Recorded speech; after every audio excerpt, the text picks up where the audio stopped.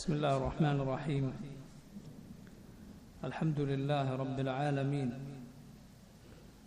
واشهد ان لا اله الا الله وحده لا شريك له، واشهد ان محمدا عبده ورسوله صلى الله وسلم عليه وعلى اله واصحابه اجمعين. اللهم اغفر لنا ذنبنا كله، دقه وجله وأوله وآخره وعلانيته وسره. نستغفر الله الذي لا إله إلا هو الحي القيوم ونتوب إليه. اللهم ربنا آتنا في الدنيا حسنة وفي الآخرة حسنة وقنا عذاب النار. اللهم انفعنا بما علمتنا وعلمنا ما ينفعنا وزدنا علما. أما بعد، സഹോദരങ്ങളെ, പ്രിയമുള്ള വിദ്യാർത്ഥികളെ, റസൂലുള്ളാഹി സ്വല്ലല്ലാഹു അലൈഹി വസല്ലമയുടെ ചരിത്രത്തിൽ ഹുദൈബിയ സന്ധി വരെയാണ് നമ്മൾ വിശദീകരിച്ചത്.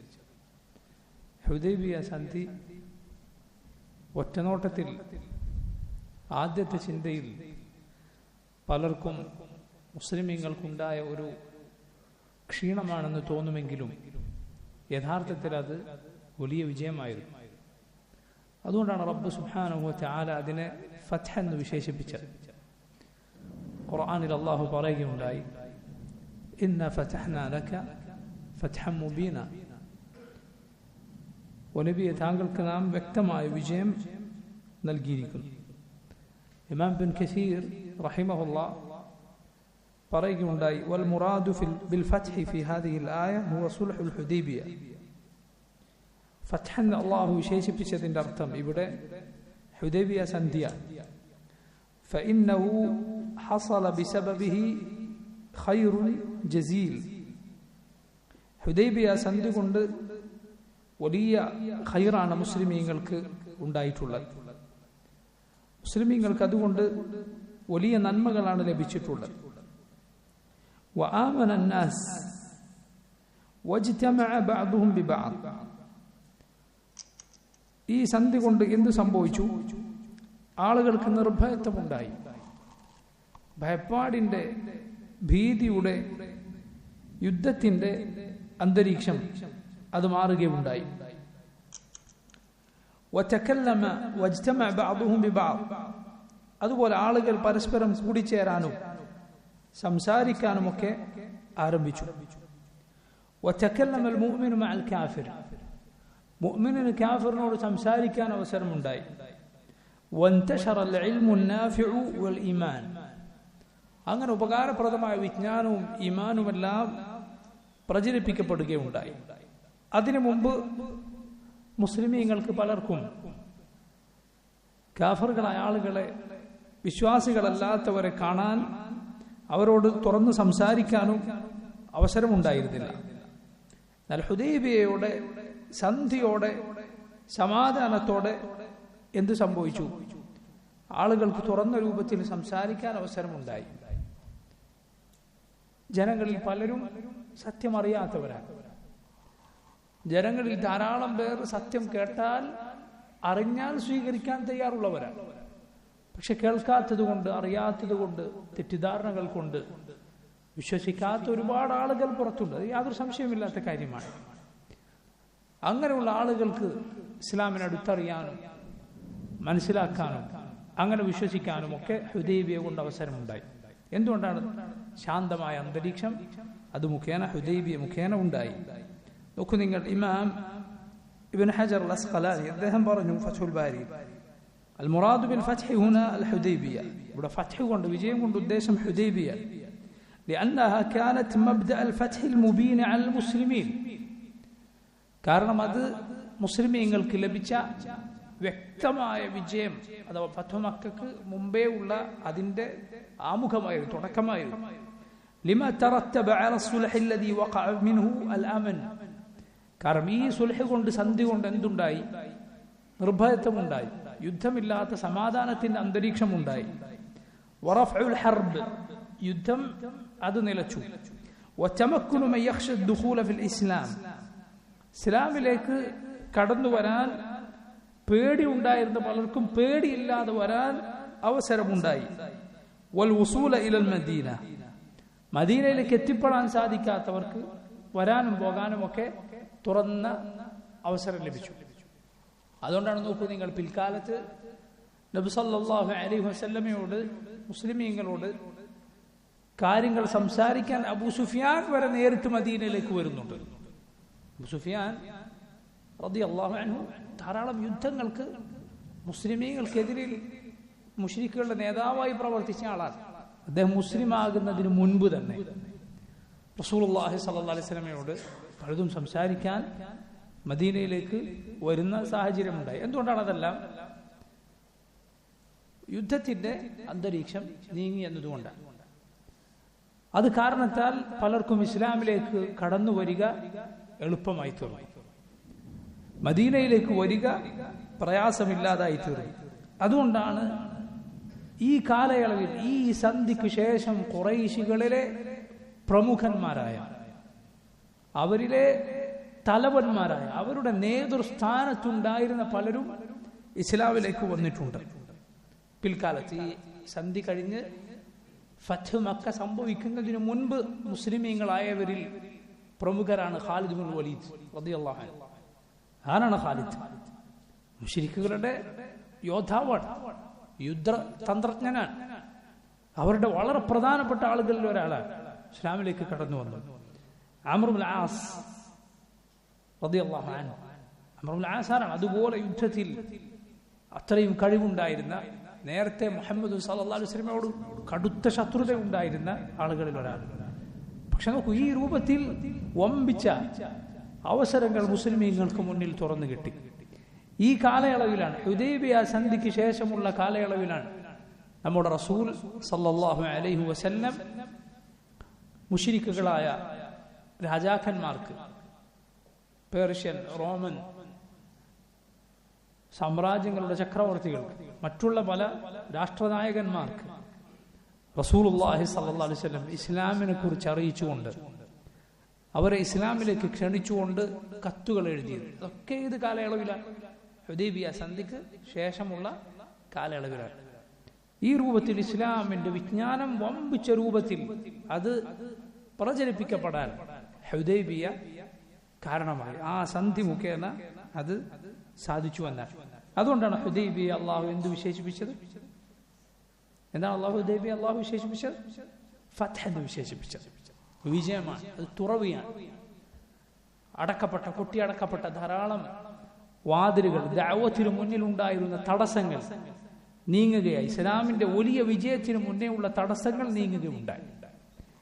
ഇവിടെ നമുക്ക് പ്രധാനപ്പെട്ട ഒരു പാഠമുണ്ട്. എന്താണ്?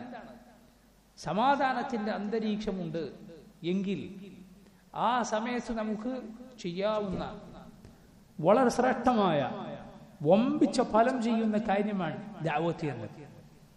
അള്ളാഹുവിന്റെ മാർഗത്തിലേക്ക് ആളുകളെ ക്ഷണിക്കുക എന്നത്, അള്ളാഹുവിന്റെ വഴിയിലേക്ക്, യഥാർത്ഥ മാർഗത്തിലേക്ക്, ഇസ്ലാമിലേക്ക് സതുപദേശം മുഖേന, നല്ല വാക്കുകൾ മുഖേന, ഉപകാരപ്രദമായ വിജ്ഞാനം പ്രചരിപ്പിച്ചുകൊണ്ട് ജനങ്ങളെ ക്ഷണിക്കുക എന്നത് ശ്രേഷ്ഠമായ അമലാണ്.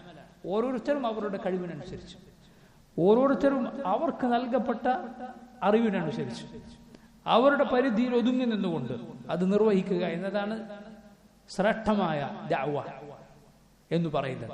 അതിന്റെ ഫലം ഒരുപക്ഷേ നമ്മൾ നമ്മുടെ ജീവിതകാലത്ത് കണ്ടില്ലെന്ന് വരാം. പക്ഷെ അതിന്റെ ഫലം ചിലപ്പോൾ അടുത്ത തലമുറയിൽ അല്ലാഹു സുബ്ഹാനഹു വ തആല നിശ്ചയിച്ചേക്കും. അടുത്ത തലമുറ, അല്ലെങ്കിൽ അതിനടുത്ത തലമുറ ഇസ്ലാമിന്റെ, സുന്നത്തിന്റെ, സലഫി മൻഹജിന്റെ പതാകവാഹകരായി, അതിന്റെ ആളുകളായി മാറാൻ നീ ഇന്ന് ശ്രമിക്കുന്ന ഒരു പരിശ്രമം, ഒരു ചെറിയ പരിശ്രമം കാരണമായേക്കും. ഇഖ്ലാസ് ഉണ്ടെങ്കിൽ, അള്ളാഹുവിന് വേണ്ടിയാണ് എങ്കിൽ, അല്ലാഹു സുബ്ഹാനഹു വ തആല അതിന് ബറക്കത്ത് നൽകുന്നതാണ്. നോക്കൂ, ശൈഖുൽ ഇസ്ലാം ഇബ്നു തൈമിയ്യ റഹിമഹുല്ലാഹ്, അദ്ദേഹം ഡമസ്കസിലെ ജയിലറയിൽ വെച്ചാണ് മരണപ്പെടുന്നത്. എത്രമാത്രം പ്രയാസങ്ങൾ ജീവിതത്തിൽ അനുഭവിച്ചിട്ടുണ്ട്. എന്നാൽ നോക്കൂ, അതിനുശേഷം പിന്നീട് വന്ന തലമുറകൾ, അവർക്കിടയിൽ ആരായിത്തീർന്നു ശൈഖുൽ ഇസ്ലാം റഹിമഹുല്ലാഹ്. അതുപോലെ ധാരാളക്കണക്കിന് പണ്ഡിതന്മാരുണ്ട്. അവരുടെ ജീവിതകാലത്ത് അവരുടെ വില എന്താണെന്ന് അവർ പ്രചരിപ്പിച്ച വിജ്ഞാനത്തിന്റെ മഹത്വം എന്താണെന്ന് പലരും മനസ്സിലാക്കിയിരുന്നില്ല. എന്നാൽ അതിനുശേഷം അവരുടെ മരണത്തിനു ശേഷം അള്ളാഹു അതിന് വലിയ പ്രചാരവും വലിയ ബറക്കത്തും നൽകുകയുണ്ടായി. അള്ളാഹുവിന്റെ ഹിക്മത്ത് എങ്ങനെയാണ്? പലപ്പോഴും അതായിരിക്കും പലർക്കും നല്ലത്. കാരണം പലപ്പോഴും ആളുകൾ വല്ലാതെ പിന്നിൽ കൂടിയാൽ, കുറെ ആളുകൾ നമ്മുടെ കൂടെ ഉണ്ടെന്ന് കണ്ടാൽ നമ്മെ പിശാച് പിടിക്കാൻ സാധ്യതയേറെയാണ്, മനസ്സു മാറാൻ സാധ്യതയേറെയുണ്ട്. അതുകൊണ്ട് അല്ലാഹു സുബ്ഹാനഹു വ തആല ഒരു പക്ഷെ അവന്റെ റഹ്മത്ത് കൊണ്ടായിരിക്കും നമ്മുടെ വാക്ക് കേൾക്കുന്നവർ നമ്മുടെ കാലത്ത് കുറഞ്ഞ ആളുകളായി മാത്രം നിശ്ചയിച്ചത്. എന്നാൽ അത് കണ്ട് നിരാശപ്പെടരുത്.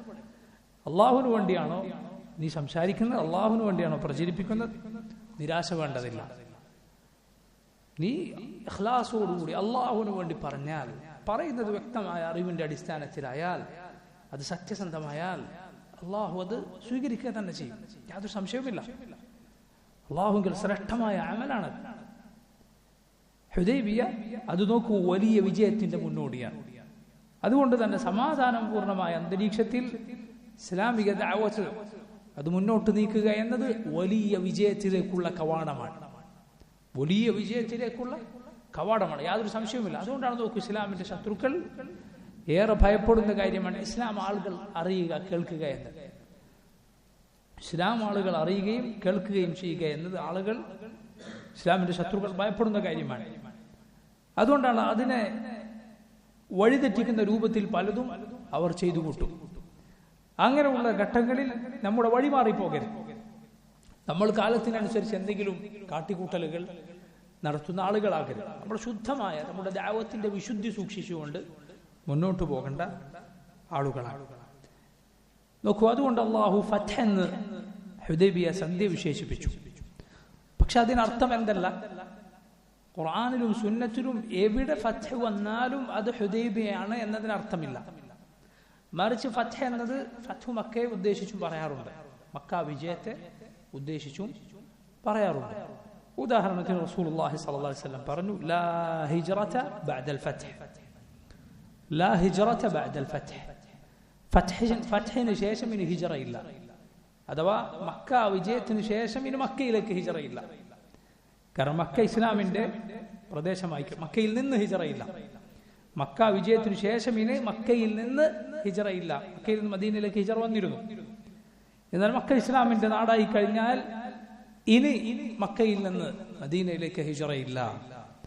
റസൂലുള്ളാഹി സ്വല്ലല്ലാഹു അലൈഹി വസല്ലം പറയുക.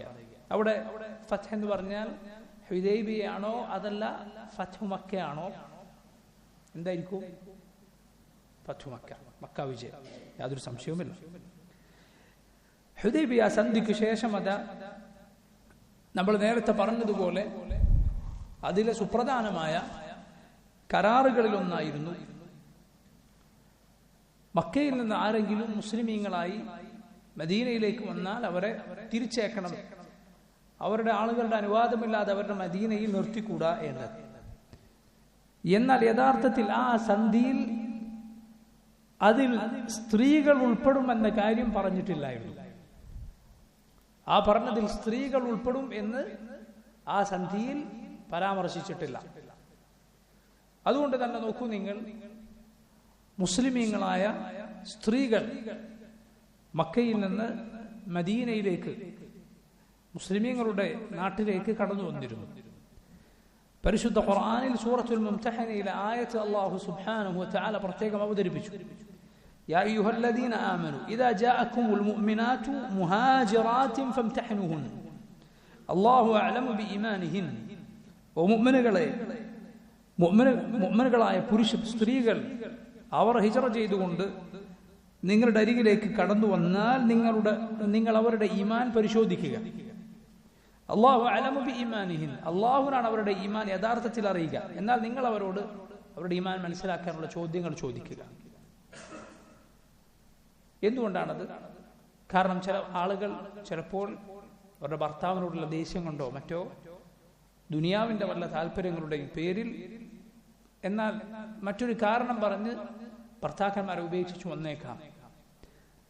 അങ്ങനെയാണോ അല്ലേ എന്നറിയാൻ നിങ്ങൾ അവരോട് ചോദ്യങ്ങൾ ചോദിക്കുക. എന്താണ് അവരോട് ബൈഅത്ത് വാങ്ങേണ്ടത്, അനുസരണ പ്രതിജ്ഞയിൽ എന്താണ് അവരോട് ചോദിക്കേണ്ടത്, എന്താണ് അവരിൽ നിന്ന് കരാർ വാങ്ങേണ്ടത് എന്ന് ഈ സൂറത്തിൽ തന്നെ, സൂറത്തുൽ മുംതഹനയിൽ തന്നെ അള്ളാഹു പറഞ്ഞിട്ടുണ്ട്. ഫഇൻ അലിംതുമൂഹുന്ന മുഅ്മിനാത്തിൻ, അവർ മുഅ്മിനത്തുകളായ സ്ത്രീകളാണ് എന്ന് നിങ്ങൾ അറിഞ്ഞാൽ, ഫലാ തർജിഉഹുന്ന ഇലൽ കുഫാർ, നിങ്ങൾ അവരെ പിന്നെ കാഫറുകളായ ആളുകളുടെ അരികിലേക്ക് മടക്കി അയക്കരുത്.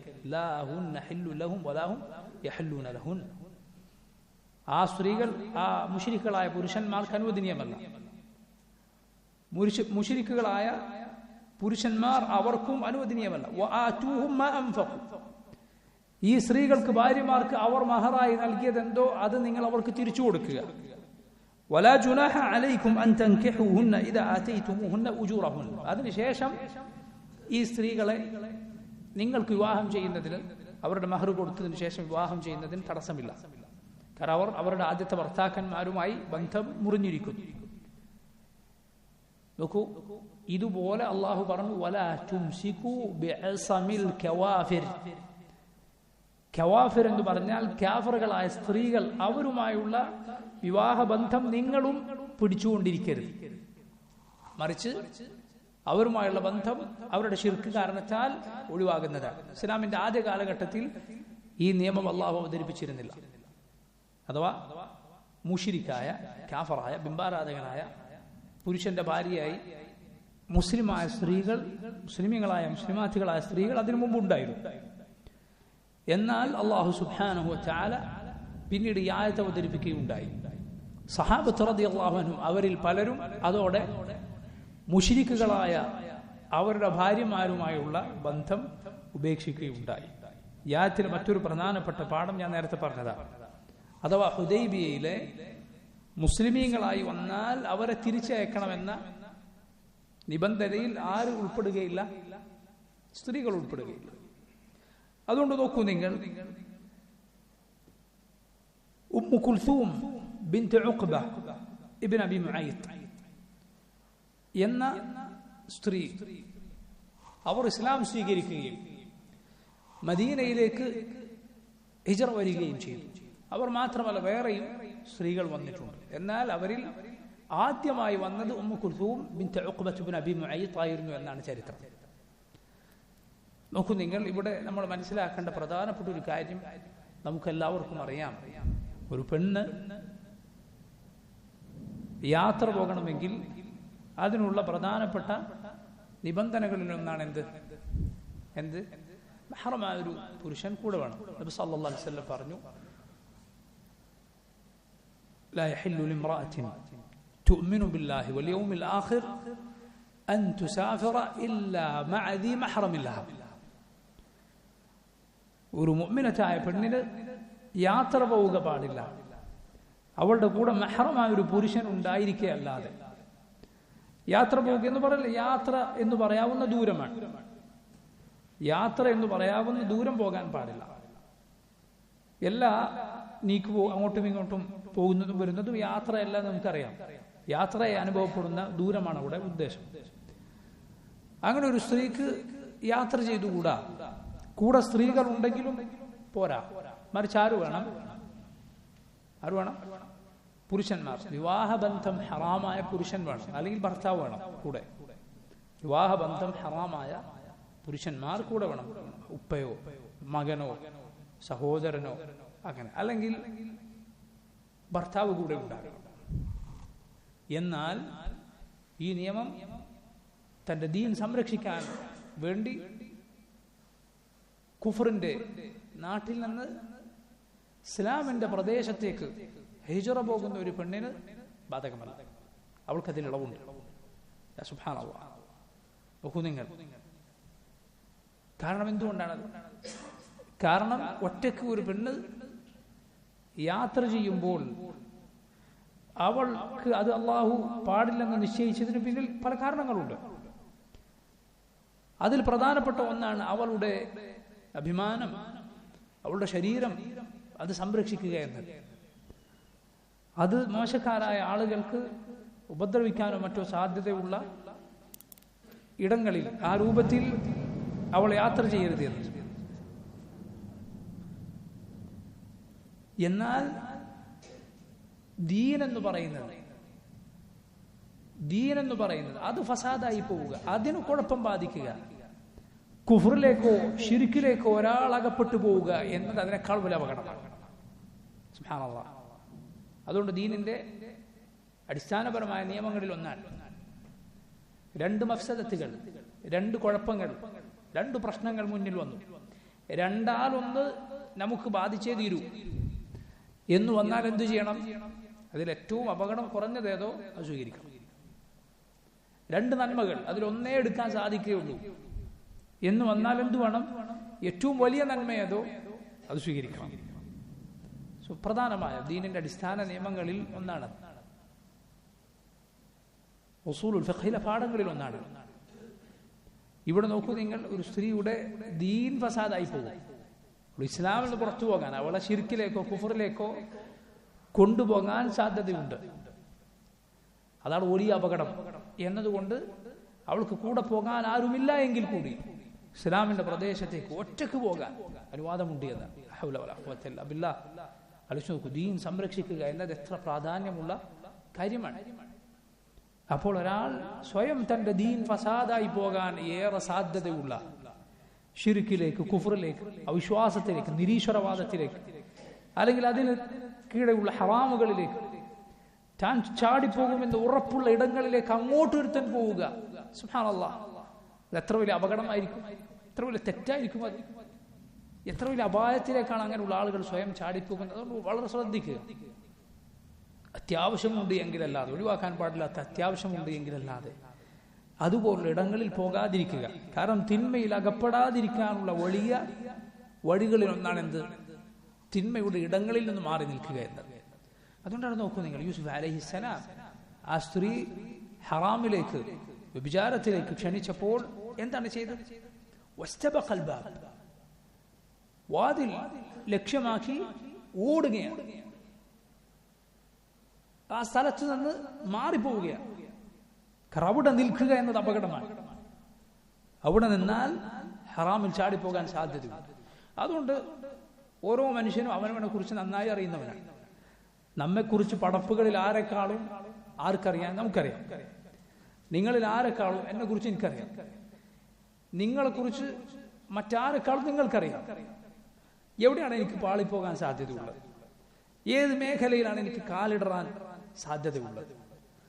ഞാൻ തെറ്റുകളിൽ പെട്ടുപോവുക എവിടെയാണ്? ഓരോരുത്തർക്കും ഓരോന്നായിരിക്കും. പിശാച് ഓരോരുത്തരും ഓരോ വഴിയിലായിരിക്കും പിടിക്കുക. ചില ആളുകൾ അവർ സാമ്പത്തിക രംഗം വളരെ സൂക്ഷ്മമായി പാലിക്കുന്നവരായിരിക്കും. അതേസമയം ഈ രൂപത്തിലുള്ള വ്യഭിചാരം പോലെയുള്ള തിന്മകളുടെ കാര്യത്തിൽ പെട്ടെന്ന് വീണുപോകാൻ ഇടയുള്ളവരാണ്. ഒരുപാട് ആളുകൾ അങ്ങനെയാണ്. മഹാന്മാരായ ഇമാമുമാർ, അവരിൽ ചിലർ പറഞ്ഞത് കാണാം, ഒരു കെട്ടിടം നിറയെ, ഒരു മുറി നിറയെ സ്വർണമോ വെള്ളിയോ എന്നെ ഏൽപ്പിച്ച് സൂക്ഷിക്കാൻ പറഞ്ഞാൽ എനിക്കത് എത്രയോ നിസാരമാണ്, അതിൽ നിന്നൊരു നാണയം ഞാൻ എടുക്കുകയില്ല. പക്ഷെ കറുത്ത നിറമുള്ള ഒരു സ്ത്രീയെ ഒറ്റക്ക് എന്നെ ഏൽപ്പിച്ചു പോയാൽ ഞാൻ വഴിതെറ്റിപ്പോകുമെന്ന് ഞാൻ പേടിക്കുന്നു. മുൻഗാമികൾ ഇമാമുമാർ പറഞ്ഞിട്ടുള്ള വാക്കുകളിലൊന്നാണ്. ചില ആളുകൾ അങ്ങനെയാണ്, അധികം ആളുകളും അങ്ങനെയാണ്. പുരുഷന്മാർക്ക് വലിയ പരീക്ഷണമാണ്. വേറെ ചില ആളുകൾ അതുപോലുള്ള കാര്യങ്ങളിൽ അള്ളാഹുവിനെ സൂക്ഷിക്കുന്നവരായിരിക്കും. എന്നാൽ സാമ്പത്തിക രംഗം അത് വന്നാൽ അതിലാകെ പോക്കയും. ഹറാം ഹലാലുകൾ ശ്രദ്ധിക്കാത്തവരായിരിക്കും. വേറെ ചിലർ വേറെ എന്തിനെങ്കിലുമായിരിക്കും. ഓരോരുത്തർക്കും അവനവനെ കുറിച്ച് യഥാർത്ഥത്തിൽ നന്നായി അറിയാം. ഓരോരുത്തർക്കും അവനവനെ കുറിച്ച് നന്നായി അറിയാം. അതുകൊണ്ട് വളരെ സൂക്ഷിക്കുക. എവിടെയാണ് ഞാൻ തിന്മയിൽ ചാടാൻ സാധ്യതയുള്ളത് എന്ന് മനസ്സിലാക്കുകയും ആ വഴിയിൽ നിന്ന് മാറി നിൽക്കുകയും ചെയ്യുക. സലാമത്തിനോളം പോന്ന മറ്റൊന്നുമില്ല. തിന്മ ബാധിച്ചിട്ട് ഇനി എന്ത് ചെയ്യണം എന്ന് ശ്രദ്ധിക്കുന്നതിനേക്കാൾ എളുപ്പമുള്ളതാണ് എന്ത്? അങ്ങോട്ടേക്ക് പോകാതിരിക്കുക, അതിൽ നിന്ന് സുരക്ഷിതനായിരിക്കുക എന്നത് ഏറ്റവും പ്രധാനപ്പെട്ട കാര്യമാണ്. അവിടെയാണ് സഹോദരങ്ങൾ നമ്മുടെ ബുദ്ധിയും സാമർഥ്യവും ഒക്കെ നമ്മൾ പ്രയോഗിക്കേണ്ടത്. ബുദ്ധിയും സാമർഥ്യവും അള്ളാഹു സുബ്ഹാനഹു വ തആല നൽകിയവർ അതുപയോഗിച്ച് അള്ളാഹുവിനെ എങ്ങനെയാണ് സൂക്ഷിച്ച് ജീവിക്കേണ്ടത് എന്ന് ആലോചിക്കുകയും ആ രൂപത്തിൽ ജീവിത പദ്ധതി തയ്യാറാക്കുകയും ചെയ്യുക. അള്ളാഹു തൗഫീഖ് ചെയ്യുമാറാകട്ടെ. ഉമ്മു കുൽസൂം ബിൻത് ഉഖ്ബ ബിൻ അബി മുഈദ് റളിയല്ലാഹു അൻഹ ഈ രൂപത്തിൽ മദീനയിലേക്ക് വന്ന സഹാബി വനിതകളിൽ പ്രമുഖരായിരുന്നു. അങ്ങനെ സഹാബി വനിതകൾ വന്നാൽ റസൂലുള്ളാഹി സ്വല്ലല്ലാഹു അലൈഹി വസല്ലം അവരോട് ബൈഅത്ത് വാങ്ങും, അനുസരണ പ്രതിജ്ഞ വാങ്ങും. ആയിഷ റളിയല്ലാഹു അൻഹ പറയുന്ന ഹദീസ് നമുക്ക് ഇമാം ബുഖാരിയുടെയും മുസ്ലിമിന്റെയും സഹീഹുകളിൽ കാണാം. അവർ പറയുന്നു അന്ന റസൂലുള്ളാഹി സ്വല്ലല്ലാഹു അലൈഹി വസല്ലം كان يمتحن من هاجر إليه من المؤمنات بهذه الآية بقول الله يا أيها النبي إذا جاءك المؤمنات يبايعنك.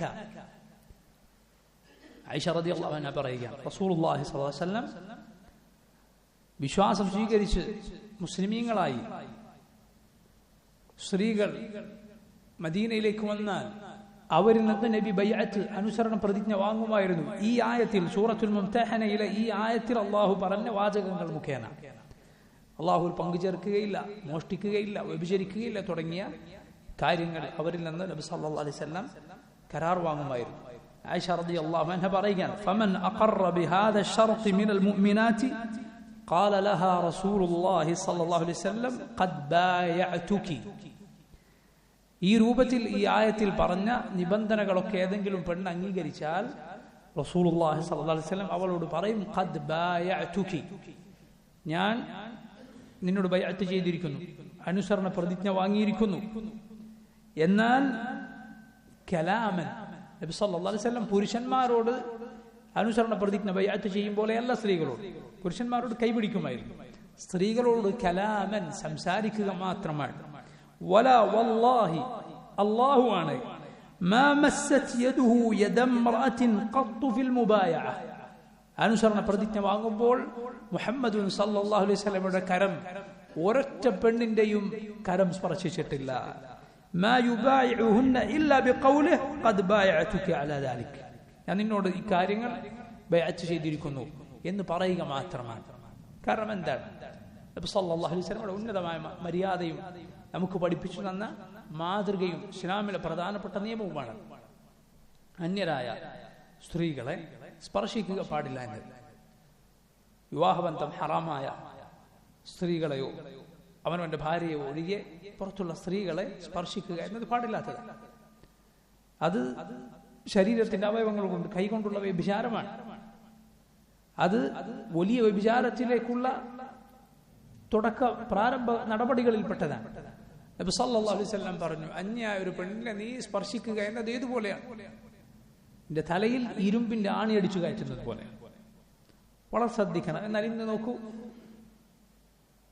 പുറത്തിറങ്ങിയാൽ പൊതു ഇടങ്ങളിൽ, റെയിൽവേ സ്റ്റേഷനുകളിൽ, ബസ് സ്റ്റാൻഡുകളിൽ, ആളുകളൊക്കെ കാണുന്ന ഇടങ്ങളിൽ പോലും അന്യരായ പുരുഷന്മാർ, പ്രായപൂർത്തിയെത്തിയ ആൺകുട്ടികളും പെൺകുട്ടികളും, പുറത്തെ ഭാഷ എന്താണ്? അവർ കുട്ടികളാണ്.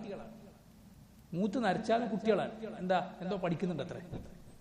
എന്തെങ്കിലും പഠിക്കാനിറങ്ങിയാൽ 30-40 അതിന് മുകളിലൊക്കെ വയസ്സായാലും കുട്ടികളാണ്.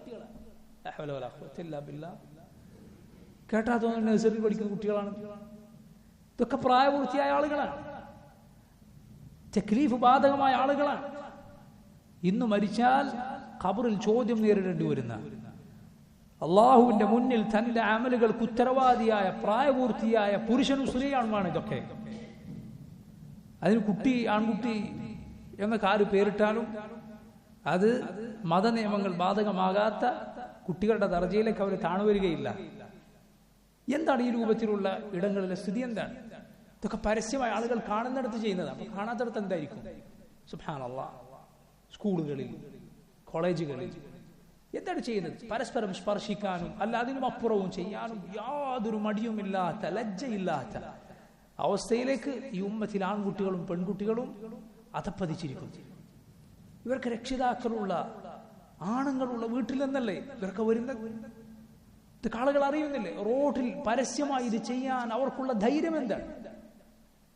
അല്ലെ, പരസ്യമായി ആളുകളൊക്കെ കാണുന്ന വഴിയോരങ്ങളിൽ, പാർക്കുകളിൽ ഒക്കെയാണ് ഇവർ ചെയ്യുന്നത്. പോകുന്നവരും വരുന്നവരുമായ ആളുകളിൽ തങ്ങളെ പരിചയമുള്ളവരും അല്ലെങ്കിൽ തങ്ങളുടെ വീട്ടുകാരെ പരിചയമുള്ളവരും തങ്ങളുടെ ബന്ധുക്കളായ ആളുകളും ഒക്കെ ഉണ്ടാവുകയില്ല. എന്നൊരു ലജ്ജയോ പേടിയോ എന്താണ് ഈ കുട്ടികൾക്കില്ലാത്തത്, ഈ ആളുകൾക്കില്ലാത്തത്? സുബ്ഹാനല്ലാഹ്.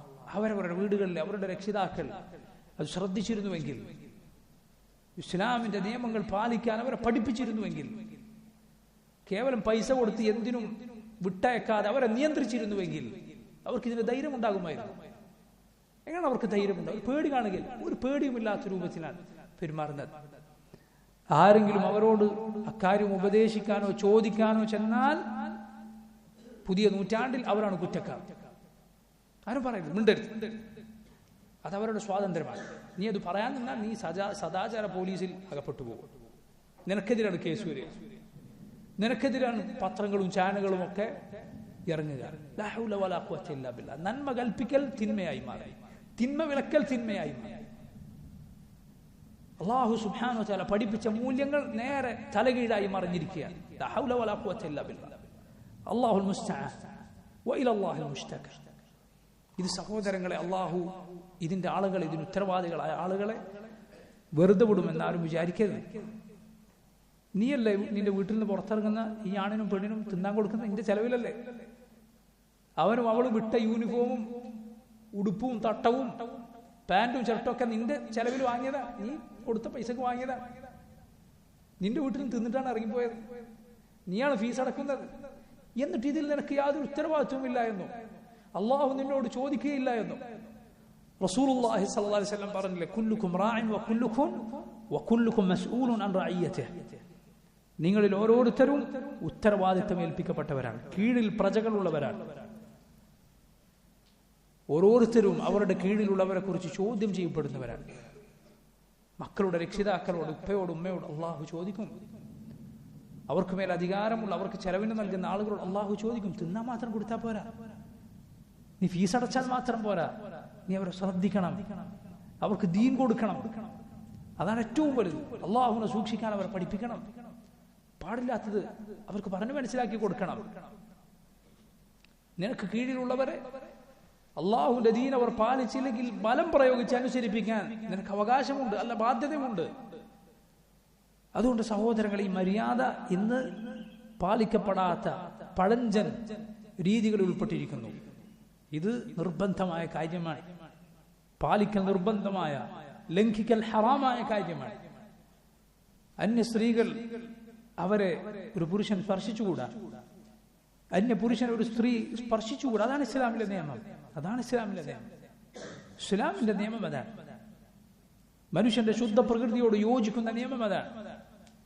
ആ ശുദ്ധ പ്രകൃതി തലതിരിഞ്ഞു പോയവനല്ലാതെ അവനവന്റെ പെൺമക്കളെയും പെങ്ങളെയും ഭാര്യയും ഒക്കെ മറ്റുള്ള പുരുഷന്മാർ തൊട്ടുരുമ്പോഴും അവരെ പിടിക്കുമ്പോഴും ഒന്നും തോന്നാതിരിക്കുകയില്ല. അതാർക്കാണ് അങ്ങനെ ഒന്നും തോന്നാതിരിക്കുക? അവന്റെ ഫിത്രത്ത്, അവന്റെ അള്ളാഹു നിശ്ചയിച്ച ശുദ്ധ പ്രകൃതി അത് തലതിരിഞ്ഞു പോയിരിക്കുന്നു. അവന്റെ ഗൈറത്ത്, ധാർമ്മിക രോഷം നഷ്ടപ്പെട്ടിരിക്കുന്നു. അവൻ അധപ്പതിച്ചു പോയിരിക്കുന്നു. അങ്ങനെ ആയിക്കൂടെ സഹോദരങ്ങൾ. നമ്മൾ ഗൈറത്തുള്ള ആളുകളാകണം, ധാർമ്മിക രോഷം ഉണ്ടാകണം. അതൊരു മനുഷ്യനുണ്ടാകേണ്ട അടയാളമാണ്, അതൊരു മനുഷ്യനുണ്ടായിരിക്കേണ്ട അടയാളമാണ്. അല്ലാത്തവരെങ്ങനെയാണ് ആദമിന്റെ മക്കളിൽ കൂട്ടാൻ നമുക്ക് സാധിക്കുക? നോക്കൂ, റസൂലുള്ളാഹി സ്വല്ലല്ലാഹു അലൈഹി വസല്ലം അവിടുന്ന് ഒരു പെണ്ണിനെ പോലും സ്പർശിച്ചിട്ടില്ല എന്ന് ആയിഷ റളിയല്ലാഹു അൻഹ നമുക്ക് പറഞ്ഞു തരികയാണ്. അല്ലാഹുവിന്റെ റസൂൽ സല്ലല്ലാഹു അലൈഹി വസല്ലം ഈ രൂപത്തിൽ ഹുദൈബിയ സന്ധിക്ക് ശേഷം ആ സന്ധിയും കരാറും യഥാർത്ഥ രൂപത്തിൽ പാലിക്കുകയും മുന്നോട്ട് പോവുകയും ചെയ്തു. നമ്മൾ മുമ്പ് സൂചിപ്പിച്ചതുപോലെ ഹുദൈബിയയിൽ മുസ്ലിമീങ്ങൾക്ക് വളരെ പ്രയാസമുണ്ടാക്കിയ ഒരു കരാറായിരുന്നു, അതിലൊരു വ്യവസ്ഥയായിരുന്നു. അപ്പുറത്തുനിന്ന് ആരെങ്കിലും ഇങ്ങോട്ടേക്ക് മുസ്ലിമായി വന്നാൽ തിരിച്ചയക്കണം, എന്നാൽ അങ്ങോട്ടാരെങ്കിലും പോയാൽ അവരെ കുഫാറുകൾക്ക് സ്വീകരിക്കുകയും ചെയ്യാം എന്ന വ്യവസ്ഥ. എന്നാൽ ആദ്യത്തെ തോട്ടത്തിൽ ആർക്കും പ്രയാസകരമായി തോന്നുന്ന ഈ വ്യവസ്ഥ തന്നെ മുശ്രിക്കുകൾക്ക് വലിയ പ്രയാസമായി തീർന്ന, അവർ തന്നെ അത് മാറ്റണമെന്ന് മുഹമ്മദ് സല്ലല്ലാഹു അലൈഹി വസല്ലമയോട് ആവശ്യപ്പെട്ട സാഹചര്യമാണ് പിന്നീടുണ്ടായത്. അതെങ്ങനെയാണ്? അത് ഒരു കഥയാണ്. അബൂ ബസീർ റളിയല്ലാഹു അൻഹു എന്ന മഹാനായ സഹാബിയുടെ ഒരു കഥയാണ് അതിന്റെ പിന്നിലുള്ള സംഭവം. ആരാണ് അബൂ ബസീർ റളിയല്ലാഹു അൻഹു? അദ്ദേഹത്തിന്റെ പേര് ഉത്ബത്ത് ഇബ്നു അസീദ് എന്നായിരുന്നു. അബൂ ബസീർ എന്നാണ് അദ്ദേഹം അറിയപ്പെട്ടിരുന്നത്. അദ്ദേഹം മക്കയിൽ മുശ്രിക്കുകൾക്കിടയിൽ മുസ്ലിമായ ആളുകളിൽ ഒരാളാണ്. മുശ്രിക്കുകൾ അദ്ദേഹത്തെ അബൂജന്തലിനെ പോലെ തടവിൽ വെക്കുകയും എന്നിട്ട് ഉപദ്രവിക്കുകയും പീഡിപ്പിക്കുകയും എല്ലാം ചെയ്തു. എന്നാൽ അബൂ ബസീർ റളിയല്ലാഹു അൻഹു ഒരിക്കൽ അവരുടെ പിടിയിൽ നിന്ന് രക്ഷപ്പെട്ടോടുകയുണ്ടായി. എന്നിട്ട് മദീനയിൽ റസൂലുള്ളാഹി സ്വല്ലല്ലാഹു അലൈഹി വസല്ലമയുടെ അരികിലേക്ക് ചെന്നു. അവിടെ എത്തിയപ്പോൾ അൽ അഖ്നസ് ഇബ്നു ശുറൈഖ് എന്നു പേരുള്ള ബനു സുഹറ ഗോത്രത്തിന്റെ നേതാവായ മുശ്രിക്കുകളിലെ പ്രധാനപ്പെട്ട ഒരാൾ. അദ്ദേഹമാണ് മുമ്പ് നമ്മൾ പറഞ്ഞതുപോലെ ബദറിൽ ബനു സുഹറ ഗോത്രക്കാരെ കൊണ്ട് പിന്തിരിഞ്ഞു പോയത്. അയാൾ റസൂലുള്ളാഹി സ്വല്ലല്ലാഹു അലൈഹി വസല്ലമക്ക് കത്തെഴുതുകയുണ്ടായി, ഈ അബൂ ബസീറിനെ തിരിച്ചയക്കണം. കാരണം ഈ ഗോത്രവുമായാണ് അദ്ദേഹത്തിന് വല ഉണ്ടായിരുന്നത്, ബന്ധവും കരാറുമൊക്കെ ഉണ്ടായിരുന്നത്. അബൂ ബസീറിനെ തിരിച്ചയക്കണം എന്ന് പറഞ്ഞു. രണ്ടാളുകളെ അഖ്നസ് മദീനയിലേക്ക് പറഞ്ഞയച്ചു. രണ്ടാളുകൾ റസൂലുള്ളാഹി സ്വല്ലല്ലാഹു അലൈഹി വസല്ലമയുടെ അരികിൽ അഖ്നസിന്റെ കത്തുമായി, അഖ്നസിന്റെ സന്ദേശവുമായി വന്നു. നബി സല്ലല്ലാഹു അലൈഹി വസല്ലം എന്തു ചെയ്തു? കരാറിൽ പറഞ്ഞതുപോലെ അബൂ ബസീറിനെ ഈ വന്ന രണ്ടാളുകളുടെ കൂടെ പറഞ്ഞയച്ചു, മക്കയിലേക്ക് തിരിച്ചയച്ചു. പക്ഷെ എന്ത് സംഭവിച്ചു? പോകുന്ന വഴിയിൽ തിരിച്ചു പോകുമ്പോൾ ദുൽഹുലൈഫയിൽ എത്തിയപ്പോൾ ഇവർ മൂന്നാളുകളും അവിടെ ഇറങ്ങി കാരക്ക കഴിച്ചുകൊണ്ടിരിക്കെ അബൂ ബസീർ റളിയല്ലാഹു അൻഹു ഈ വന്ന രണ്ടുപേരിൽ ഒരാളോട് പറഞ്ഞു, നിന്റെ വാള് കൊള്ളാലോ, നല്ല വാളാണല്ലോ.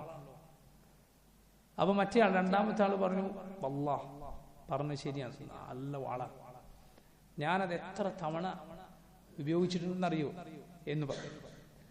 അപ്പൊ അബൂ ബസീർ പറഞ്ഞു, ഒന്ന് നോക്കട്ടെ, കൈ തരും. ഇദ്ദേഹം അബൂ ബസീർ റളിയല്ലാഹു അൻഹുവിന്റെ കയ്യിലേക്ക് വാൾ വെച്ചു കൊടുത്തു. അബൂ ബസീർ റളിയല്ലാഹു അൻഹു നൊടിയിടയിൽ ഇതിൽ ഒരാളെ കൊലപ്പെടുത്തി, വാളുകൊണ്ട് വെട്ടിക്കൊലപ്പെടുത്തി. രണ്ടാമത്തെ ആൾ, ഈ ഒരാൾ യജമാനും രണ്ടാമത്തെ ആൾ അടിമയുമായിരുന്നു. രണ്ടാമത്തെ ആൾ അതോടെ പേടിച്ച് അതിവേഗം ഓടി മദീനയിൽ റസൂലുള്ളാഹി സ്വല്ലല്ലാഹു അലൈഹി വസല്ലമയുടെ അരികിലേക്ക് ചെന്നു. അയാൾ ഓടി, അയാളുടെ വേഗം കൊണ്ട് അയാളുടെ കാൽ പതിക്കുന്ന കല്ലുകളിൽ ഞരക്കം കേൾക്കാമായിരുന്നു എന്നാണ്. അത്രയും വേഗത്തിൽ ജീവനും കൊണ്ട് പേടിച്ചിട്ട് നബി സല്ലല്ലാഹു അലൈഹി വസല്ലമയുടെ അരികിലേക്ക് ഓടിപ്പോവുകയാണ്. ഓടി നബി സല്ലല്ലാഹു അലൈഹി വസല്ലമയുടെ അരികിൽ എത്തിയപ്പോൾ അയാളുടെ വരവ് കണ്ടപ്പോൾ റസൂലുള്ളാഹി സ്വല്ലല്ലാഹു അലൈഹി വസല്ലം പറഞ്ഞു, ലഖദ് റഅ ഹാദാ ദുഅറാ. ബുഖാരിയുടെ സഹീഹ് വന്നിട്ടുള്ളതാണ്. റസൂലുള്ളാഹി സ്വല്ലല്ലാഹു അലൈഹി വസല്ലം പറഞ്ഞു, ലഖദ് റഅ ഹാദാ ദുഅറാ, അയാളെന്തോ പേടിച്ചിട്ടാണ് ഈ വരുന്നത് എന്ന് നബി സല്ലല്ലാഹു അലൈഹി വസല്ലം പറഞ്ഞു. വന്നിട്ട് അയാൾ പറഞ്ഞു, ഇദാ ഖുതില സാഹിബി, എന്റെ സാഹിബ് കൊല്ലപ്പെട്ടിരിക്കുന്നു, ഞാനും കൊല്ലപ്പെടാൻ പോവുകയാണ്, എന്നെയും കൊല്ലാൻ ആൾ വരികയാണ് എന്ന് പറഞ്ഞു. പിന്നിൽ നോക്കുമ്പോൾ അബൂ ബസീർ റളിയല്ലാഹു അൻഹു വരികയാണ്. വന്നിട്ട് നബി സല്ലല്ലാഹു അലൈഹി വസല്ലം നോക്കി അബൂ ബസീർ പറയുകയാണ്, യാ നബി അല്ലാഹ്, അല്ലാഹുവിന്റെ നബിയെ, ഖദ് വല്ലാഹി ഔഫല്ലാഹു ദിമ്മതക്, നിങ്ങളുടെ കരാർ അല്ലാഹു പാലിച്ചിട്ടുണ്ട് എന്ന് പറഞ്ഞാൽ നിങ്ങൾ ഈ കാര്യത്തിൽ യാതൊരു ഇടപാടും നബി അങ്ങേക്കില്ല, ഞാൻ ചെയ്തതാണ്, നിങ്ങൾ എന്നെ അവരുടെ കൂടെ തിരിച്ചയച്ചിട്ടുണ്ട്. ഖദ് റദത്തനി ഇലൈഹി, താങ്കൾ നബിയെ എന്നെ അവരുടെ കൂടെ അയച്ചു. സുമ്മ അൻജാനില്ലാഹു മിൻഹു, അല്ലാഹു എന്നെ അവരിൽ നിന്ന് രക്ഷപ്പെടുത്തിയിരിക്കുന്നു എന്ന് അബൂ ബസീർ റളിയല്ലാഹു അൻഹു പറഞ്ഞു. റസൂലുള്ളാഹി സ്വല്ലല്ലാഹു അലൈഹി വസല്ലം അബൂ ബസീറിനെ നോക്കി പറയുകയുണ്ടായി, വൈലു ഉമ്മിഹി മിസ്അറ ഹർബിൻ ലൗ കാന ലഹു അഹദ്. റസൂലുള്ളാഹി സ്വല്ലല്ലാഹു അലൈഹി വസല്ലം പറഞ്ഞു, വൈലു ഉമ്മിഹി മിസ്അറ ഹർബിൻ ലൗ കാന ലഹു അഹദ്. വൈലു ഉമ്മിഹി എന്നത് അറബികൾ നടത്തുന്ന ഒരു പ്രയോഗമാണ്. ആ പ്രയോഗത്തിന്റെ പ്രത്യേകത, അത് നേർക്കുനേരെ കേട്ടാൽ ആക്ഷേപത്തിന്റെ ധ്വനി അതിലുണ്ട്, ആളെ കുറ്റപ്പെടുത്തുന്ന ധ്വനി അതിലുണ്ട്, എന്നാൽ അത് പ്രശംസയാണ് എന്നാണ്. വൈലുൽ ഉമ്മിഹി, മിസ്അറ ഹർബിൻ, യുദ്ധത്തിന് തീ കൊടുത്തയാൾ, യുദ്ധത്തിന് തീയിട്ടയാൾ. ലൗ കാന ലഹു അഹദ്, എന്നാൽ ഇവന് സഹായിക്കാൻ കൂടെ ആരെങ്കിലും ഉണ്ടായിരുന്നെങ്കിൽ. റസൂലുള്ളാഹി സ്വല്ലല്ലാഹു അലൈഹി വസല്ലമയുടെ ഈ വാക്ക് കേട്ടപ്പോൾ അബൂ ബസീറിന് മനസ്സിലായി, ഇവിടെ നിന്നാൽ നബി മുശ്രിക്കുകളെ തന്നെ എന്നെ ഏൽപ്പിക്കും. നബി സല്ലല്ലാഹു അലൈഹി വസല്ലം കരാർ പാലിക്കും. റസൂലുള്ളാഹി സ്വല്ലല്ലാഹു അലൈഹി വസല്ലം കരാറിൽ വീഴ്ച വരുത്തുകയില്ല. ഇവിടെ നിന്നാൽ നബി എന്നെ അവരെ ഏൽപ്പിക്കുമെന്ന് നബി സല്ലല്ലാഹു അലൈഹി വസല്ലം ഈ മറുപടി കേട്ടപ്പോൾ അബൂ ബസീറിന് മനസ്സിലായി. അബൂ ബസീർ റളിയല്ലാഹു അൻഹു അവിടുന്ന് പോവുകയാണ്. അവിടുന്ന് രക്ഷപ്പെട്ട് എന്നിട്ട് കടൽ തീരത്ത് അബൂ ബസീർ റളിയല്ലാഹു അൻഹു ഒരു സ്ഥലത്ത് തമ്പടിക്കുക. അങ്ങനെ അവിടെ തമ്പടിച്ച് അബൂ ബസീർ റളിയല്ലാഹു അൻഹു അവിടെ കഴിയവേ മദീനയിൽ മക്കയിൽ സുഹൈൽ ഇബ്നു അംറിന്റെ മകൻ നേരത്തെ ഹുദൈബിയയിൽ ചങ്ങലകളിൽ ബന്ധിതനായി വന്ന് മുസ്ലിമീങ്ങൾക്ക് പ്രയാസമുണ്ടായ ആ സംഭവത്തിലെ വ്യക്തി ആരാണ്? അബൂ ജന്ദൽ റളിയല്ലാഹു അൻഹു. അദ്ദേഹം മക്കയിൽ നിന്ന് രക്ഷപ്പെടുകയാണ്. അദ്ദേഹം മക്കയിൽ നിന്ന് മുശ്രിക്കുകളുടെ പിടുത്തത്തിൽ നിന്ന് രക്ഷപ്പെട്ട് എവിടേക്കാണ് വരുന്നത്? അബൂ ബസീറിന്റെ അരികിലേക്ക് വരിക. അബൂ ബസീർ തമ്പടിച്ച ആ കടൽ തീരത്തേക്ക് വരികയാണ്. അവിടെ രണ്ടുപേരും അവിടെ താവളമാക്കി. അതിനുശേഷം പിന്നീട് മക്കയിൽ നിന്ന് ആരെല്ലാം മുസ്ലിം ആയിട്ടുണ്ടോ അവരെല്ലാം എന്ത് ചെയ്യും? രക്ഷപ്പെട്ടോടി അബൂ ബസീറിന്റെയും കൂട്ടരും കൂടെ അവിടെ ആ കടൽ തീരത്ത് തമ്പടിക്കും. അങ്ങനെ എന്തുണ്ടായി? ഈ ആളുകൾ അവിടെ വെറുതെ ഇരിക്കുകയല്ല ചെയ്തത്, മറിച്ച് മുശ്രിക്കുകളുടെ ഏതേത് സംഘം ഷാമിലേക്ക് പോകുന്ന യാത്രാ സംഘം വരുന്നുണ്ടോ ഇവരവരെ ആക്രമിക്കും, എന്നിട്ട് കൊലപ്പെടുത്തുകയും അവരുടെ സ്വത്ത് കൈക്കലാക്കുകയും ചെയ്യും.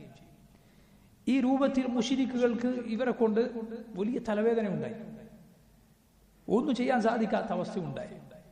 മക്ക മുശ്രിക്കുകൾ മുഹമ്മദുർ റസൂലുള്ളാഹി സ്വല്ലല്ലാഹു അലൈഹി വസല്ലമയുടെ അരികിൽ സന്ദേശവുമായി വരികയാണ്. എന്ത്? ഈ ഷർത്തൊന്നും ഒഴിവാക്കി തരണം, നിങ്ങൾ നേരത്തെ പറഞ്ഞ നിബന്ധന ഒഴിവാക്കി തരണം, മറിച്ച് ഇനി മക്കയിൽ നിന്ന് ആര് വന്നാലും സ്വീകരിക്കും, കൂടാതെ അബൂ ബസീറിനെയും കൂട്ടരെയും കൂടി സ്വീകരിക്കും. അവരും എന്ത് ചെയ്യരുത്, ഇനി അവിടെ നിർത്തിക്കാൻ പാടില്ല എന്ന് മുശ്രിക്കുകൾ പറയുകയും അല്ലാഹുവിന്റെ റസൂൽ സല്ലല്ലാഹു അലൈഹി വസല്ലം അത് അംഗീകരിക്കുകയും ചെയ്യും.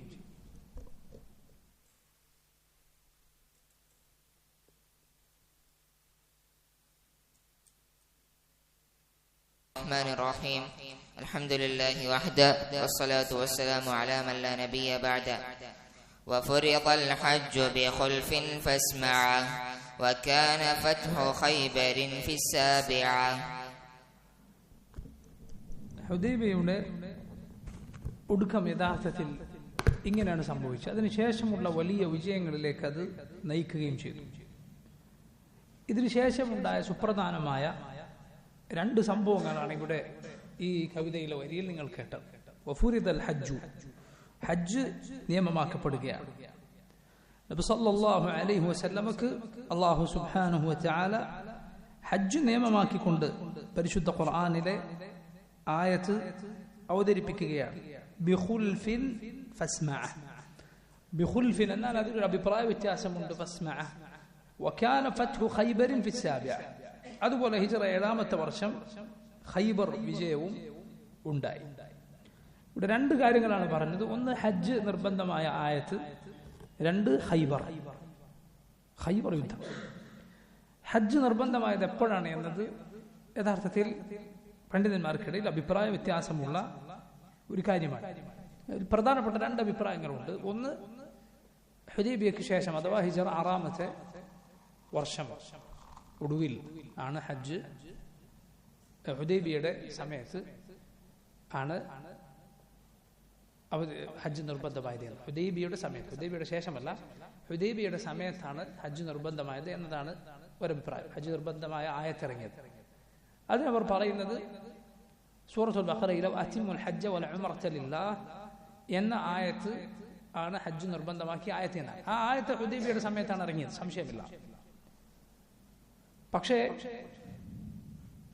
പണ്ഡിതന്മാരിൽ അവർക്കിടയിലുള്ള രണ്ടാമത്തെ പ്രധാനപ്പെട്ട അഭിപ്രായം ഹജ്ജ് നിർബന്ധമാക്കപ്പെട്ടത് ഈ സമയത്തായിരുന്നില്ല, മറിച്ച് അത് പിന്നീട് റസൂലുള്ളാഹി സ്വല്ലല്ലാഹു അലൈഹി വസല്ലമയുടെ ഹജ്ജിനോട് അടുപ്പിച്ചു. നബി സല്ലല്ലാഹു അലൈഹി വസല്ലമയുടെ ഹജ്ജിനോട് അടുപ്പിച്ചു. നബി സല്ലല്ലാഹു അലൈഹി വസല്ലം അവിടുത്തെ ജീവിതത്തിന്റെ അവസാനം ആണ് ഹജ്ജ് നിർവഹിച്ചത്. ദുൽഹിജ്ജ കഴിഞ്ഞ് പിന്നീട് ഏതാനും മാസങ്ങൾ റസൂലുള്ളാഹി സ്വല്ലല്ലാഹു അലൈഹി വസല്ലം ജീവിച്ചിട്ടുള്ളൂ. ഹിജ്റ 10-ാം വർഷത്തെ ഹജ്ജ് കഴിഞ്ഞ് മുഹറം, സഫർ, റബീഉൽ അവ്വലിൽ റസൂലുള്ളാഹി സ്വല്ലല്ലാഹു അലൈഹി വസല്ലം വഫാത്തായി. അതിനു തൊട്ടു മുമ്പാണ് ഹജ്ജ് നിർബന്ധമായ ആയത്ത് ഇറങ്ങിയത്. അവർ പറഞ്ഞു, ആ പണ്ഡിതന്മാരുടെ അഭിപ്രായ പ്രകാരം ഹജ്ജ് നിർബന്ധമായ ആയത്ത് വഅത്തിമ്മുൽ ഹജ്ജ വൽ ഉംറത ലില്ലാഹ് എന്ന സൂറത്തു അൽ ബഖറയിലെ ആയത്തല്ല, മറിച്ച് ഏത് ആയത്താണ്? വലില്ലാഹി അലൻ നാസി ഹജ്ജുൽ ബൈത്തി മൻ ഇസ്തതാഅ ഇലൈഹി സബീല എന്ന സൂറത്തു ആല ഇംറാനിലെ ആയത്താണ്. വല്ലാഹു അലം, അതാണ് കൂടുതൽ ശരിയായ അഭിപ്രായം. വല്ലാഹു അലം. വഅത്തിമ്മുൽ ഹജ്ജ വൽ ഉംറത ലില്ലാഹ് എന്ന ആയത്തിൽ, ഹുദൈബിയയിൽ വെച്ചിറങ്ങിയ സൂറത്തുൽ ബഖറയിലെ ആയത്തിൽ ഹജ്ജ് ചെയ്യണമെന്ന കൽപ്പനയില്ല, മറിച്ച് വഅത്തിമ്മുൽ ഹജ്ജ വൽ ഉംറത ലില്ലാഹ്, ഹജ്ജോ ഉംറയോ നിങ്ങൾ ആ കർമ്മത്തിൽ പ്രവേശിച്ചാൽ അത് പൂർത്തിയാക്കണമെന്ന കൽപ്പനയാണ് ഉള്ളത്. അള്ളാഹുവിന് വേണ്ടി ഹജ്ജും ഉംറയും പൂർത്തിയാക്കുക, രണ്ടും രണ്ടാണ്. എന്തുകൊണ്ടാണ്? കാരണം ഒരു അമൽ നമ്മൾ ആരംഭിച്ചു കഴിഞ്ഞാൽ അത് പൂർത്തിയാക്കൽ നിർബന്ധമാണ്. അത് സുന്നത്തായ അമലാണെങ്കിലും. ഒരാൾ സുന്നത്ത് നിസ്കരിക്കുക, സുന്നത്തായ നിസ്കാരമല്ലേ എന്ന് വിചാരിച്ചിട്ട് ഒരാൾക്ക് ഫാത്തിഹ ഒഴിവാക്കാൻ പറ്റുമോ? പാടുണ്ടോ? ഒരു റുക്കൂ ഒഴിവാക്കാൻ പറ്റുമോ? ഇല്ല. ആ നിസ്കാരം തുടങ്ങിയാൽ അത് പൂർത്തിയാക്കുക നിർബന്ധമാണ്. ഒരാൾ സുന്നത്തായ ഹജ്ജ് ചെയ്യുകയാണ്, ആദ്യത്തെ ഹജ്ജ് നിർവഹിച്ച് അടുത്ത ഹജ്ജ് ചെയ്യുകയാണ്, ഒരാൾക്കത് പകുതിക്ക് വെച്ച് നിർത്തി വരാൻ പറ്റുമോ? ഇല്ല. സുന്നത്തായ ഉംറ ചെയ്യുകയാണ്, ഉംറയും ഹജ്ജ് പോലെ വാജിബാണ് എന്നാണ്. എന്നാൽ അതിനുശേഷമുള്ള ഉംറകൾ സുന്നത്താണ് എന്ന് വിചാരിച്ചിട്ട് ഒരാൾക്ക് തവാഫ് ചെയ്ത ശേഷം ബാക്കിയുള്ളത് ചെയ്യാതെ തിരിച്ചു വരാൻ പാടുണ്ടോ? പാടില്ല. ചെയ്താൽ പൂർത്തിയാക്കണം. നിർബന്ധമായ കർമ്മം അതിൽ ആർക്കും സംശയം ഉണ്ടാകാനിടയില്ല. എന്നാൽ സുന്നത്തായ അമലുകളും അത് തുടങ്ങിയോ പൂർത്തിയാക്കൽ നിർബന്ധമാണ്. നോമ്പിൽ ഇതിനിളവുണ്ട്. നോമ്പിൽ, സുന്നത്തായ നോമ്പിൽ ഇതിന് ഇളവുണ്ട്. നബി സല്ലല്ലാഹു അലൈഹി വസല്ലം ഹദീസിൽ വന്നിട്ടുള്ള കാര്യമാണ്. ഒരാൾ സുന്നത്തായ നോമ്പ് ആരംഭിച്ചാൽ അതിന്റെ മാലിക് അയാളാണ്. വേണമെങ്കിൽ ഒരാൾക്ക് എന്ത് ചെയ്യാം? ആ നോമ്പ് ഇടക്ക് വെച്ച് മുറിക്കാം, തെറ്റില്ല. നോമ്പ് ഇടക്ക് വെച്ച് മുറിക്കാൻ അനുവാദമുണ്ട്. ഏത് നോമ്പ്? സുന്നത്തായ നോമ്പ്. എന്നാൽ ബാക്കിയുള്ള അമലുകൾ അങ്ങനെയല്ല, നിസ്കാരം അങ്ങനെയല്ല. സുന്നത്തായ നിസ്കാരമായിക്കോട്ടെ, അത് തുടങ്ങിയാൽ എന്ത് ചെയ്യണം? പൂർത്തിയാക്കുക. അത് തുടങ്ങിയാൽ പൂർത്തിയാക്കുക. സുന്നത്തായ നിസ്കാരങ്ങൾ പൊതുവെ ഈ രണ്ട് റക്അത്തുകളാണ്. അത് തുടങ്ങിയാൽ പൂർത്തിയാക്കുക എന്നത് ഒരാൾക്ക് എളുപ്പമുള്ള കാര്യമാണ്. പ്രത്യേകിച്ച് എന്തെങ്കിലും അത്യാവശ്യമുള്ള പ്രയാസകരമായ ഒരു കാര്യം വന്നാൽ ഒഴികെ. സഹാബിമാരിൽ ഒരാൾ നിസ്കരിച്ചു കൊണ്ടിരിക്കുക, അദ്ദേഹത്തിന്റെ വാഹനമൃഗം അത് പോവുകയുണ്ടായി. അദ്ദേഹം നിസ്കാരത്തിൽ നിന്ന് ഒഴിവായി, നിസ്കാരം പൂർത്തിയാകാതെ ഒഴിവായി, അതിനെ പിടിച്ചുകൊണ്ടു വന്നു. കാരണം ഒരാളുടെ വാഹനം അത് നഷ്ടപ്പെട്ടു പോകുക എന്ന് പറയുന്നത് നിസ്സാരമായ കാര്യമല്ല, ബുദ്ധിമുട്ടുള്ള കാര്യമാണ്. എങ്ങനെയാണ് ഒരാൾക്ക് അവനവന്റെ വാഹനം ഒരു കള്ളം കട്ടുകൊണ്ട് പോകുന്നത് കണ്ടുകൊണ്ട് ഖുശൂഅോടെ നിസ്കരിക്കാൻ കഴിയും? അവന്റെ ചിന്ത മുഴുവൻ അതിലായിരിക്കും, അല്ലേ? ആ സഹാബി തന്റെ വാഹനം പോകുന്നത് കണ്ടപ്പോൾ നിസ്കാരം ഒഴിവാക്കി ആ വാഹനത്തെ പിടിക്കുകയുണ്ടായി. അതുപോലുള്ള അത്യാവശ്യം വന്നാൽ ഒഴികെ ഒരാൾ സുന്നത്തായ അമലാകട്ടെ അത് ഒഴിവാക്കി പോവുക പാടില്ല, അത് പൂർത്തിയാക്കേണ്ടതുണ്ട്. ഈ കൽപ്പന മാത്രമാണ് ഹിജ്റ 6-ാമത്തെ വർഷം ഇറങ്ങിയ വഅത്തിമുൽ ഹജ്ജ വൽ ഉംറത ലില്ലാഹ് എന്ന ആയത്തിലുള്ളത്. എന്നാൽ നബി സല്ലല്ലാഹു അലൈഹി വസല്ലം ഹജ്ജിന് തൊട്ടു മുമ്പാണ്, അതുമായി വല്ലാതെ കാലവ്യത്യാസമില്ലാതെയാണ് സൂറത്തു ആല ഇംറാനിലെ ആയത്ത് അല്ലാഹു അവതരിപ്പിച്ചത്. ഏതായത്ത്? വലില്ലാഹി അലന്നാസി ഹജ്ജുൽ ബൈത്തി മൻ ഇസ്തതാഅ ഇലൈഹി സബീല എന്ന ആയത്ത് അല്ലാഹു അവതരിപ്പിച്ചത്. ഇബ്നുൽ ഖയ്യിം റഹിമഹുല്ലാഹ് അദ്ദേഹം പറയുകയുണ്ടായി, ഒരു കാര്യം നിർബന്ധമാണെന്ന് പറയാനുള്ള ഏറ്റവും ശക്തമായ ശൈലികളിൽ ഒന്നാണ് ആ ആയത്തിൽ അല്ലാഹു പ്രയോഗിച്ചത്. നിങ്ങൾ ഹജ്ജ് ചെയ്യണമെന്നോ ഹജ്ജ് നിങ്ങൾ എനിക്ക് വേണ്ടി നിർവഹിക്കണം എന്നോ ഒന്നുമല്ല, മറിച്ച് വലില്ലാഹി അലന്നാസി ഹജ്ജുൽ ബൈത്ത്, മനുഷ്യർക്ക് അള്ളാഹുവിനോടുള്ള ബാധ്യതയാകും, അള്ളാഹുവിന്റെ അവകാശമാകും എന്ത്? അവന്റെ ബൈത്തിലേക്ക് അവർ ഹജ്ജ് ചെയ്യുക എന്നത്. മൻ ഇസ്തതാഅ ഇലൈഹി സബീല, അതിന് സാധിക്കുന്നവർക്ക്. ഏറ്റവും ശക്തമായ ഉജൂബിന്റെ ശൈലിയാണ് അള്ളാഹു ആയത്തിൽ ഉപയോഗിച്ചത് എന്ന് ഇമാം ഇബ്നുൽ ഖയ്യിം റഹിമഹുല്ലാഹ് സാദുൽ മആദിൽ പറയുകയുണ്ടായി. അപ്പോൾ നോക്കൂ നിങ്ങൾ, ഹജ്ജിൻ അവതരിച്ച കാര്യത്തിൽ ഒരു ഖുൽഫുണ്ട്, അഭിപ്രായ വ്യത്യാസമുണ്ട് എന്ന് ഇവിടെ ഈ കവിതയിൽ പറഞ്ഞതുകൊണ്ടാണ്.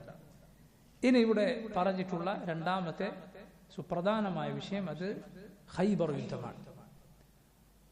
റസൂലുള്ളാഹി സ്വല്ലല്ലാഹു അലൈഹി വസല്ലം ചരിത്രത്തിലെ യുദ്ധങ്ങളിൽ എണ്ണം പറഞ്ഞതിൽ ഒന്നാണ് ഖൈബർ. ബദർ, ഉഹദ്, ഖന്ദഖ്, അഹ്സാബ് പോലെ എണ്ണി പറയുന്ന ചെറിയ യുദ്ധങ്ങളുടെ കൂട്ടത്തിലല്ലാതെ പ്രത്യേകം എണ്ണി പറയുന്ന വളരെ പ്രധാനപ്പെട്ട സംഭവമാണ് ഖൈബർ, യഹൂദികളുമായി ഉണ്ടായ ഖൈബർ യുദ്ധവും ഖൈബറിലെ മുസ്ലിമീങ്ങളുടെ വിജയവും. ഇൻഷാ അല്ലാഹ് നമുക്ക് വരുന്ന ആഴ്ച അതേക്കുറിച്ച് സംസാരിക്കാം. അല്ലാഹു മുവഫിഖ്. والله تعالى أعلم وصلى الله وسلم وبارك على عبده ورسوله نبينا محمد وآله وصحبه أجمعين. سبحانك اللهم وبحمدك أشهد أن لا إله إلا أنت أستغفرك وأتوب إليك. السلام عليكم ورحمة الله وبركاته.